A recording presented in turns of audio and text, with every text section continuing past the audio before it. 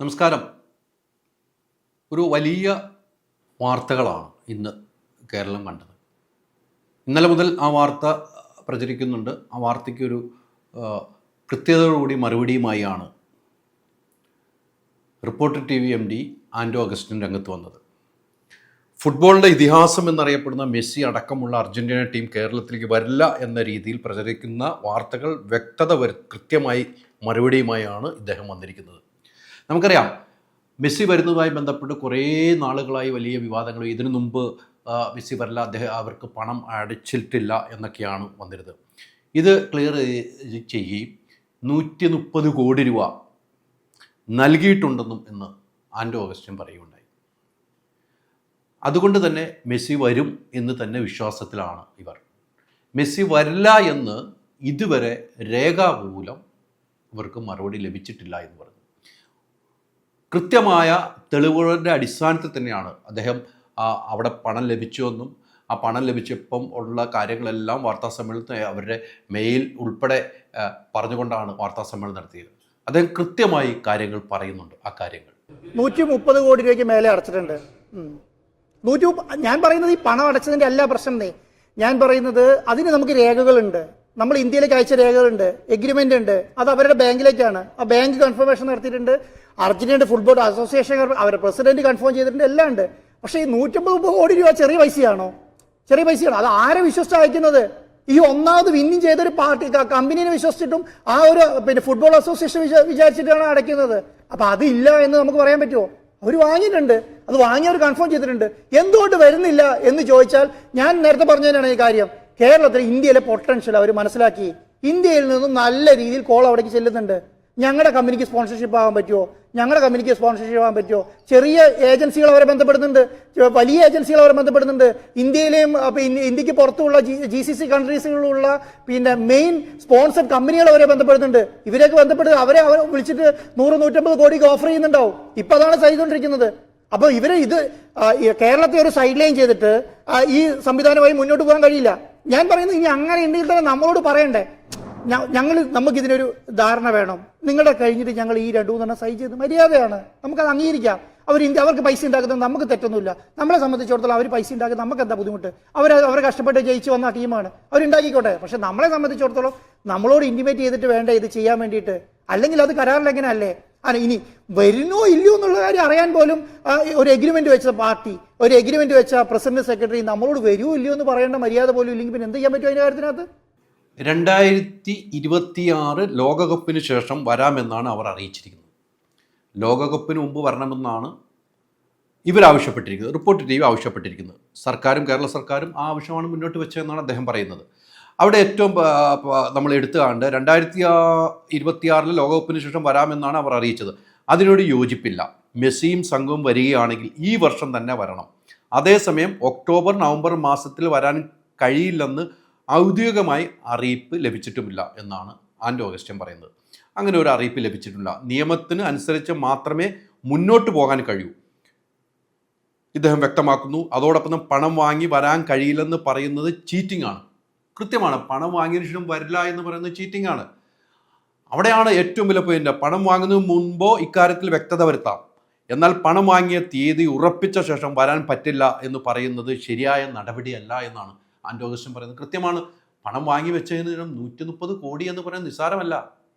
ആ പൈസ, അവർക്ക് വേണ്ട പൈസ നൽകിയ ഈ വ്യക്തിയുടെ അടുത്ത്, ഈ സ്ഥാപനത്തിനടുത്ത് കാണിക്കുന്ന ക്രൂരമാണ്. അത് കൃത്യമായി അദ്ദേഹം പറയുന്നുണ്ട്. മെസ്സി വരുമെന്ന് 7 ദിവസം ഇന്ത്യയിൽ ഉണ്ടാകുമെന്നുമായിരുന്നു കരാറിലുണ്ടായിരുന്നത്. മെസ്സി വരും, 7 ദിവസം ഇന്ത്യയിൽ ഉണ്ടാകുമെന്ന് കരാറിലുണ്ടായിരുന്നു എന്ന് വ്യക്തമാക്കുന്നുണ്ട് അദ്ദേഹം. 2 മത്സരവും ഒരു ഫാൻ മീറ്റും പ്ലാൻ ചെയ്തിരുന്നു. ഏത് സ്റ്റേഡിയം എന്നതടക്കമുള്ള വിവരം നൽകിയിരുന്നു. സ്റ്റേഡിയം എങ്ങനെയായിരിക്കണമെന്നുള്ള അടക്കമുള്ള കാര്യങ്ങൾ വിശദീകരിച്ചിരുന്നു. ലോകത്തെ ഏറ്റവും വലിയ ഇവൻ്റായി മാറ്റാനാണ് തീരുമാനിച്ചത്. 1 കോടി ആളുകൾ ഇവിടെ പങ്കെടുക്കുന്നതടക്കമുള്ള വിവരങ്ങൾ നൽകിയിരുന്നു. FIFA വേൾഡ് കപ്പ് മോഡൽ ഉദ്ഘാടനമായിരുന്നു പ്ലാൻ ചെയ്തിരുന്നത്. എന്ത് രസമായിരുന്നു അല്ലേ കേരളത്തിൽ നമുക്ക് കാണാൻ കഴിയുന്നത്. ഇവിടെ വിവാദങ്ങൾ ഉണ്ടാക്കുമ്പോൾ ഒരു കാര്യം ശ്രദ്ധിക്കുക. ഇദ്ദേഹം പറയുന്നത് എന്തെങ്കിലും ക്ലാരിറ്റി ഇല്ലായ്മ ഉണ്ടായിരുന്നു എന്ന് എനിക്ക് തോന്നിയില്ല വാർത്താ സമ്മേളനത്തിൽ. അദ്ദേഹം പറഞ്ഞ കുറേ വാക്കുകൾ പ്രഷർ ഒന്നും കൂടെ കേൾക്കും. ഫുൾ വീഡിയോ നമ്മളുണ്ടെങ്കിലും അദ്ദേഹം പറഞ്ഞ കുറച്ച് കാര്യങ്ങൾ ഒന്ന് കേട്ട് നോക്കാം. നമ്മളെല്ലാം പൂർത്തീകരിച്ച് വെച്ചിരിക്കുകയാണ്. നമ്മളെ സംബന്ധിച്ചിടത്തോളം എല്ലാ പ്രൊസീജിയറും പൂർത്തീകരിച്ചിരിക്കുക. ആകെയുള്ള പ്രശ്നം എന്ന് പറയുന്നത് സ്റ്റേഡിയത്തിനുമായി ബന്ധപ്പെട്ട കാര്യങ്ങളാണ്. സ്റ്റേഡിയം 45 ദിവസം കൊണ്ട് ചെയ്യാനുള്ള മുഴുവൻ കാര്യങ്ങൾ ചെയ്തു വെച്ചിട്ടുണ്ട്. തിരുവനന്തപുരം സ്റ്റേഡിയം അവരെ അറിയിച്ചിട്ടുണ്ട്. ഗ്രീൻഫീൽഡ് തിരുവനന്തപുരം ഗ്രീൻഫീൽഡ് സ്റ്റേഡിയം അവരെ അറിയിച്ചിട്ടുണ്ട്. അവരത് എഗ്രീ ചെയ്തിട്ടുണ്ട്. ആദ്യത്തെ ഒരു പ്രശ്നം എന്ന് പറയുന്നത് സ്റ്റേഡിയം പറ്റൂല എന്നുള്ള നിലയ്ക്കുണ്ടായിരുന്നു. ഏത് സ്റ്റേഡിയത്തിൽ കളിക്കും എന്നുള്ളത് ചോദിച്ചതിന്റെ പ്രശ്നം ഉണ്ടായിരുന്നു. ഇപ്പോഴത്തെ സിറ്റുവേഷനിൽ അങ്ങനെ പ്രശ്നമില്ല. അവർ എഗ്രീ ചെയ്തിട്ടുണ്ട്. സ്റ്റേഡിയം എഗ്രി ചെയ്തിട്ടുണ്ട്. അത് മാത്രമല്ല, ഈ ഫിഫ വേൾഡ് കപ്പുമായി ബന്ധപ്പെട്ട കാര്യങ്ങൾ കളിക്കുന്നതിന് വേണ്ട അത് സജ്ജീകരണം ഒരുക്കുന്ന ടീമുമായിട്ട് ഏജൻസിയുമായിട്ട് ഡിസ്കസ് ചെയ്യും. അവരുമായിട്ട് നമ്മൾ ഫൈനലൈസ് ചെയ്ത് വെച്ചിട്ടുണ്ട്. ഇത് 45 ദിവസം കൊണ്ട് കംപ്ലീറ്റ് ചെയ്ത് തരാമെന്നുള്ള കാര്യം. അത് ഇവർക്ക് കൺസേൺ ഉണ്ട്. അത് ഈ ഫിഫേന്റെ കൺസേണോട് കൂടി തന്നെ ഏൽപ്പിച്ച ഏജൻസിയാണ്. അപ്പൊ അതും ചെയ്തിട്ടുണ്ട്. 5 അഡീഷണൽ ടീമുകളെ അറിയിക്കണം എന്ന് പറഞ്ഞിട്ടുണ്ട് ഫിഫേനെ. ഇവരുമായിട്ട് മാച്ച് കളിക്കുന്ന അഡീഷണൽ 5 ടീമിനെ അതും ഇവരെ അറിയിച്ചിട്ടുണ്ട്. മനസ്സിലായി? അതും ഇവർ 45 ദിവസത്തിനുള്ളിൽ പറയുകയാണെങ്കിൽ കൊണ്ടുവരാൻ വേണ്ടിയുള്ള നടപടി സ്വീകരിച്ചു വെച്ചിട്ടുണ്ട് ഈ ടീമുമായിട്ട്. ഈ ടീമിനും പൈസ കൊടുത്തു ഈ കാര്യങ്ങൾ മുഴുവൻ ചെയ്യട്ടെ.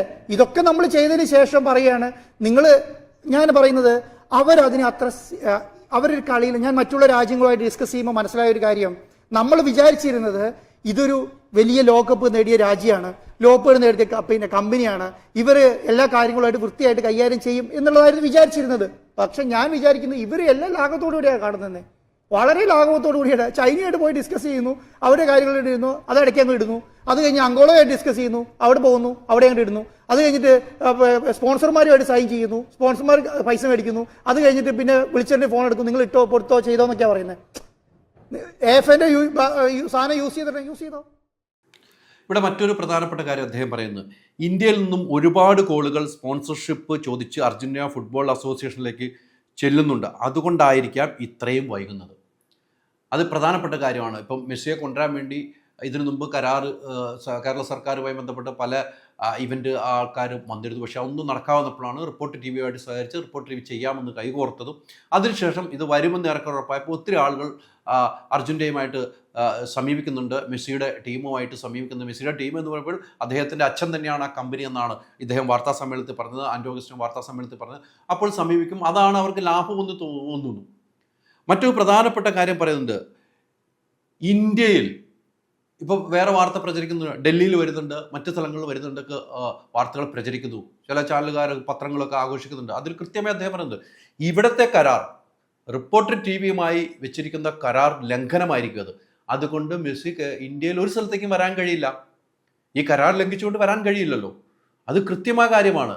ഒരു കരാർ ഉണ്ടാക്കിയിട്ട് ഇത്രയും വലിയ ഒരു ടീം മെസ്സിയെ പോലുള്ള ഒരാൾ ഒരു കരാർ വെച്ചിട്ട് ആ കരാറിൽ നിന്ന് പിന്മാറി എന്ന് പോലും പറയാതെ ഇങ്ങനെ വാർത്തകൾ പ്രചരിപ്പിക്കുമ്പോഴാണ് അദ്ദേഹത്തിൻ്റെ കാര്യങ്ങൾ വ്യക്തമാക്കുന്നതിന് വേണ്ടി ഈ വാർത്താ സമ്മേളനം നടത്തിയത്. മറ്റൊരു കാര്യം, പ്രധാനപ്പെട്ട കാര്യം ഞാൻ പറഞ്ഞു, മാധ്യമങ്ങൾ കൊടുക്കുന്നത്, അതുമായി ബന്ധപ്പെട്ട് അദ്ദേഹം പറയുന്നുണ്ട്, മാധ്യമങ്ങൾ അർജന്റീന വരില്ല എന്ന് പറഞ്ഞുകൊണ്ട് തെറ്റായ രീതിയിൽ വാർത്ത നൽകുകയാണ്. വരില്ല എന്ന് AFA പറഞ്ഞതായി ഒരു സ്ഥലത്തുമില്ല. തെറ്റായ വാർത്ത നൽകുന്നത് കേരളത്തിലെ ആരാധകരെ സംശയത്തിലാക്കരുത്. കൃത്യമാണ്. എല്ലാ ആരാധകരും, മെസ്സിയുടെ ആരാധകരാണ് കേരളത്തിൽ കൂടുതലും. എല്ലാ ആരാധകരും കാത്തിരിക്കുകയാണ്. അതിനൊരു മുൻകൈ എടുത്ത ഇവരെ അഭിനന്ദിക്കുകയല്ല വേണ്ടത്. വേറെ ആർക്കാണ് അത്തരമൊരു കാര്യം ചെയ്യാൻ കഴിയുന്നത്? അപ്പോൾ കുറേ കമൻറ്റുകൾ, ഇദ്ദേഹത്തിൻ്റെ പണം എവിടെ നിന്നാണെന്ന് അറിയണം, ഈ വാർത്തയ്ക്ക് മുന്നിലൊക്കെ കമൻറ്റുകൾ വരുന്നത്. അത് ഗവൺമെൻറ് നോക്കിക്കോളൂ, നമ്മളെന്തിനാണ് നോക്കുന്നത്? അതവർക്ക് ഉണ്ടാവുന്നതുകൊണ്ടല്ലേ അവർ ഈ പൈസ മുടക്കുന്നത്. ഈ പ്രോഗ്രാം മൊത്തം തീർന്നെങ്കിൽ ഈ 130 കോടി രൂപയ്ക്ക് 130 കോടി രൂപ അവർക്കുള്ളതാണ്. ഈ സ്റ്റേഡിയം വേണം, ഇവർക്ക് ഉണ്ടാകുന്ന ഫ്ലൈറ്റ് ടിക്കറ്റ് വേണം, ഇവർക്ക് താമസം വേണം, സ്റ്റേഡിയത്തിൻ്റെ ഒരുക്കങ്ങൾ വേണം, ഈ 1 കോടി ആളുകളുടെ ഫാൻസ് മീറ്റ് എടുത്ത് അതിനുള്ള സജ്ജീകരണം, അതെല്ലാം കൂടി 10, 400, 500 കോടി രൂപ മുടക്ക് വരുന്നൊരു പരിപാടിയാണ്. അതൊരു ചാനൽ ഏറ്റെടുക്കുമ്പോൾ, റേറ്റിംഗിൽ 1ാം സ്ഥാനത്തേക്കുന്ന ചാനൽ പെട്ടെന്ന് കയറി ഏറ്റെടുക്കുമ്പോൾ ഉണ്ടാകുന്ന പ്രശ്നങ്ങളാണ് ഇവിടെ കാണുന്നത്. ഞാൻ വ്യക്തിപരമായിട്ട് ചോദിക്കുന്നത്, നിങ്ങളുടെ ഈ യുദ്ധം അവസാനിപ്പിച്ച് മെസ്സിയെ കൊണ്ടുവരാനുള്ള നടപടിയിലേക്ക് അങ്ങനെ ഒരാൾ മുൻകൈ എടുത്തെങ്കിൽ അഭിനന്ദിക്കുന്നതിന് പകരം, എൻ്റെ പേഴ്സണൽ അഭിപ്രായമാണ്, ഞാനൊരു മെസ്സി ആരാധകനാണ്, ഞാൻ അദ്ദേഹത്തെ കാണാൻ ആഗ്രഹിച്ചിരിക്കുന്ന വ്യക്തിയാണ്, എന്നെപ്പോലെ എത്രയോ ആളുകൾ ആഗ്രഹിച്ചിരിപ്പുണ്ട്. ആ ഒരു കാര്യത്തിനാണ് ക്ലാരിറ്റി വരുത്തിക്കൊണ്ട് ഇന്ന് വാർത്താ സമ്മേളനം നടത്തി. അദ്ദേഹം പറയുന്നുണ്ട്, ഒരു 15 ദിവസം കൂടെ വെയിറ്റ് ചെയ്യൂ. ഒക്ടോബറിലാണ് കളി നടക്കുന്ന, 2 മാസം മുമ്പ് ഇതിൻ്റെ ഒരുക്കങ്ങൾ വേണം. അപ്പോൾ ഒരു 15 ദിവസം കൂടെ നമ്മൾ കാത്തിരിക്കുക. 15 ദിവസം കൊണ്ട് ഈ സംഭവത്തിന് തീരുമാനമുണ്ടെങ്കിൽ നിയമപരമായി പോരാടുമെന്ന് തന്നെയാണ് പറയുന്നത്. നിയമപരമായി പോരാടാൻ പറ്റും. അപ്പോൾ ഞാൻ എൻ്റെ പ്രസക്തമായ ചോദ്യം, ഒരു 2 രാജ്യങ്ങൾ തമ്മിലുള്ള വിഷയമാണ് എന്ന് ഞാൻ എടുത്തു ചോദിച്ചു. അപ്പോൾ അത് ഇന്ത്യൻ എംബസി അറിയിച്ചിട്ടുണ്ട്, അർജന്റീന എംബസി അറിയിച്ചിട്ടുണ്ട്, എല്ലാ എംബസിയും അറിയിച്ചുകൊണ്ട് ഇതിനായി കാര്യങ്ങൾ പോയി. ഈ പണം അടയ്ക്കുന്നതിന് താമസം എന്ന കാര്യം വ്യക്തമാക്കുന്നു. ഇത്രയും പണം മറ്റൊരു രാജ്യത്തേക്ക് അയക്കണമെങ്കിൽ അതിൻ്റെ രീതികളുണ്ട്, റിസർവ് ബാങ്കിൻ്റെ രീതികളുണ്ട്. ഈ കാര്യങ്ങളെല്ലാം നടപ്പിലാക്കിയാണ് ഈ പൈസ അടച്ചതെന്ന് അതിൻ്റെ റെസിപ്റ്റ്, ആ പൈസ കിട്ടിയതിനെതിരെ മെയിലും വന്നിരിക്കുന്നു. ഇത്രയും നാളും കാത്തിരുന്നതിൽ ക്ഷമ ചോദിക്കുന്നു വരെ ആ മെയിലിൽ പറഞ്ഞിട്ടുണ്ടെന്ന് അദ്ദേഹം അവിടെ വായിക്കുകയുണ്ടായി. ഇതിൻ്റെ ഏറ്റവും പ്രധാനപ്പെട്ട കാര്യം തിരുവനന്തപുരത്താണ് സ്റ്റേഡിയം എന്ന് പറയുന്നത്. തിരുവനന്തപുരത്താണ് സ്റ്റേഡിയം ഉള്ള. ആ സ്റ്റേഡിയത്തിൽ നടത്താനാണ് തീരുമാനിച്ചിരിക്കുന്നത്. ആ സ്റ്റേഡിയത്തിൽ തന്നെ നടത്തുമെന്നും അദ്ദേഹം പറയുന്നുണ്ട്. തിരുവനന്തപുരം ഗ്രീൻ ഫീൽഡ് സ്റ്റേഡിയത്തിലാണ് പരിപാടി നടത്താൻ ഉദ്ദേശിക്കുന്നത്. അത് ഫുട്ബോൾ നടത്താൻ തീരുമാനിച്ചിരുന്നത്. അത് ഗംഭീരമായിട്ട് നടത്തണമെന്നുള്ള ആഗ്രഹമാണ് ഇദ്ദേഹം മുന്നോട്ട് വെച്ചത്. അത് നമ്മൾ കാണണം. നമുക്കറിയാം കേരളത്തിൽ ഏറ്റവും കൂടുതൽ ഫാൻസുള്ള, ഫുട്ബോളിൽ ഏറ്റവും കൂടുതൽ ഫാൻസുണ്ട് അർജൻറ്റീനയ്ക്കാണ്, അത് മെസ്സിക്കാണ്. വ്യക്തിപരമായിട്ട് വേണമെങ്കിൽ ഇദ്ദേഹം എടുത്തുകൊണ്ട് വ്യക്തിപരമായിട്ട് ഒരാളെ കൊണ്ടുവരാം. മെസ്സിയെ കൊണ്ടുവരെങ്കിൽ 10 കോടി രൂപ മുടക്കിയാൽ ഈസി ആയിട്ട് കൊണ്ടുവരാം. അദ്ദേഹം കൊണ്ടുവന്നത് വേറൊരു കാര്യം പറഞ്ഞു, അദ്ദേഹം ഒരു ടീഷർട്ട് സൈൻ ചെയ്ത് കൊടുക്കുന്നതിനും ആ ഒരു കൂടെ നിന്നൊരു ഫോട്ടോ എടുക്കുന്നതിനും അദ്ദേഹം മേടിക്കുന്നത് 1.5 കോടി രൂപയാണ്, 1.5-2 കോടി രൂപയാണ്. അങ്ങനെ വേണ്ടി ഇദ്ദേഹത്തിന് കൊണ്ടുവരാം ഒറ്റയ്ക്ക്. പക്ഷെ അദ്ദേഹം പറയുന്നത് ഒരു മത്സരമാണ് വേണ്ടത്. ഈ ടീമും മറ്റൊരു ടീമുമായിട്ടൊരു മത്സരം കാഴ്ചവെക്കണം. 7 ദിവസം ഇവിടെ ഉണ്ടാകുമെന്നുള്ള കരാറ് ഉള്ളപ്പോൾ ടീം വരില്ല എന്നുള്ള വാർത്ത ഇവർക്ക് എവിടെ നിന്ന് കിട്ടി എന്നുള്ള ചോദ്യങ്ങൾ, വാർത്തകൾ കിട്ടുമെന്ന കാര്യത്തിൽ സംശയമില്ല. പക്ഷേ അതിൽ ക്ലാരിറ്റി വരുത്തിക്കൊണ്ടുള്ള വാർത്താ സമ്മേളനം നടത്തിയത് ഇദ്ദേഹത്തിൻ്റെ ദീർഘവീക്ഷണമാണ് ഞാൻ അഭിനന്ദിച്ച. കാരണം എങ്ങനെയാണ് 1 കോടി രൂപയുടെ 1 കോടി ആളുകളുടെ ഫാൻസ് മീറ്റ് എന്ന് പറഞ്ഞു അദ്ദേഹം ഒരു വീഡിയോ ചെയ്തിരുന്നു, അതവിടെ പ്രസൻറ്റ് ചെയ്തിരുന്നു. ആ വീഡിയോ കണ്ടു കഴിഞ്ഞപ്പോൾ നമുക്കൊക്കെ അത്ഭുതമാണ്. എന്ത് പ്ലാനിങ് ആണ്! ഈ വീഡിയോ ഉൾപ്പെടെ അവർക്ക് കൊടുത്തിട്ടുണ്ട്. ഈ വീഡിയോ ഉൾപ്പെടെ അവർക്ക് കൊടുത്തിട്ടുണ്ട്. ആ വീഡിയോ ഒന്ന് കണ്ടു നോക്കുക. ആ കണ്ടു നോക്കുമ്പോൾ നമ്മളൊക്കെ എഴുന്നേറ്റ് നിന്ന് കൈയടിക്കും. നമുക്ക് കൊതിയാവും. നമുക്ക് എല്ലാവർക്കും കാണാൻ പറ്റുമല്ലോ. മലപ്പുറത്തിലൂടെയാണ് വരുന്നത്. മലപ്പുറമാണല്ലോ ഏറ്റവും വലിയ ഫുട്ബോളിൻ്റെ ആളുകളുള്ള, പ്രേമികളുള്ള ഏറ്റവും കൂടുതൽ. അവരെ കാണാൻ വേണ്ടി റോഡിലൂടെയുള്ള യാത്ര എന്ത് രസകരമായിട്ട് അവർ ചെയ്തിരിക്കുന്നത്. അത് അവരുടെ സ്വപ്ന പദ്ധതിയാണ്. എന്നിട്ട് വന്ന് മലപ്പുറത്തിൻ്റെ എൻഡിലെ വളാഞ്ചേരി വന്ന് പിന്നെ ഹെലികോപ്റ്ററിൽ അങ്ങനെ അദ്ദേഹം യാത്ര ചെയ്ത് ആ ടീം മൊത്തം യാത്ര ചെയ്ത് തിരുവനന്തപുരത്തേക്ക് എത്തുന്ന രീതിയാണ്. ഫുട്ബോളിലെ വിശ്വവിജയികൾ കേരളത്തിന്റെ മണ്ണിലെത്തുന്ന അഭിമാന നിമിഷം. 1 കോടി ജനങ്ങൾ പങ്കെടുക്കുന്ന ലോകത്തിലെ ഏറ്റവും വലിയ ഇവന്റായി ചരിത്രത്തിൽ ഇടം പിടിക്കാൻ പോകുന്ന തയ്യാറെടുപ്പുകൾ. ലോകശ്രദ്ധ നേടുന്ന അന്നേ ദിവസത്തെ മെസ്സിയുടെയും സംഘത്തിന്റെയും യാത്രാ ക്രമീകരണങ്ങൾ ഇപ്രകാരമായിരിക്കും. രാമനാട്ടുകരയിൽ തുടങ്ങുന്ന വാഹന റാലിയിൽ പോലീസ് വാഹനങ്ങൾ, സുരക്ഷാ വാഹനങ്ങൾ, പിന്നാലെ സംഘാടക റിപ്പോർട്ടർ ടീമുമായി സഹകരിക്കുന്ന കമ്പനികളുടെയും സ്പോൺസർമാരുടെയും പ്രചരണ വാഹനങ്ങൾ, കേരള തനിമ വിളിച്ചോതുന്ന നിശ്ചല ദൃശ്യങ്ങൾ, തുടർന്ന് രാഷ്ട്രീയ സാംസ്കാരിക പ്രമുഖരുടെ വാഹനങ്ങൾ, സർക്കാർ വാഹനങ്ങൾ എന്നിവയുടെ നീണ്ട നിര. ഇത് കണ്ടു കഴിഞ്ഞപ്പം എല്ലാവർക്കും അത്ഭുതം തന്നെയാണ്. കാരണം എന്താണെന്ന് വെച്ചാൽ എനിക്ക് അത്ഭുതമായിരുന്നു. ഞാൻ അവിടെ വെച്ച് തന്നെ അഭിനന്ദിച്ച ഒരാളാണ് വാർത്താ സമ്മേളനത്തിൽ. ഇത് ഒരു പദ്ധതിയാണ്, ഇതൊരു സ്വപ്ന പദ്ധതിയാണ്, മലയാളികൾക്ക് അഭിമാനിക്കാവുന്നൊരു പദ്ധതിയാണ്. അവിടെ കേരള സർക്കാരുമായിട്ടുള്ള ധാരണയുണ്ട്. ഇതിനെല്ലാം മുൻകൈ എടുത്ത കേരള സർക്കാരാണ്. മന്ത്രി പറയുന്നതും ആൻഡോ അഗസ്റ്റ്യൻ പറയുന്നതും രണ്ടും രണ്ടാണെന്നുള്ള വാദം വരുന്നു. പക്ഷേ എന്നാൽ ഇതുവരെ മെസ്സി വരില്ല എന്നുള്ളൊരു മെയിൽ ഇവർക്ക് ലഭിച്ചിട്ടില്ല. 2026 ലോകകപ്പ് കഴിഞ്ഞതിന് ശേഷം എന്നൊരു ഇൻഫർമേഷനാണ് കിട്ടിയത്. പക്ഷേ അത് സാധിക്കില്ല. എന്നാൽ ഈ എഗ്രിമെൻ്റ് പ്രകാരം വരേണ്ട സമയമാകുന്നു. അത് വന്നില്ലെങ്കിൽ മാത്രമാണ് വരില്ല എന്ന് തനിക്ക് പറയാൻ കഴിയുള്ളൂ എന്ന് കൃത്യമായി അവിടെ വാർത്താ സമ്മേളനത്തിൽ വ്യക്തമാക്കി. എന്തായാലും നമുക്ക് കാത്തിരിക്കാം. മെസ്സി വന്നാൽ ചരിത്രമായിരിക്കും, ഇന്ത്യയുടെ ചരിത്രമായിരിക്കും എന്ന കാര്യത്തിൽ സംശയമില്ല.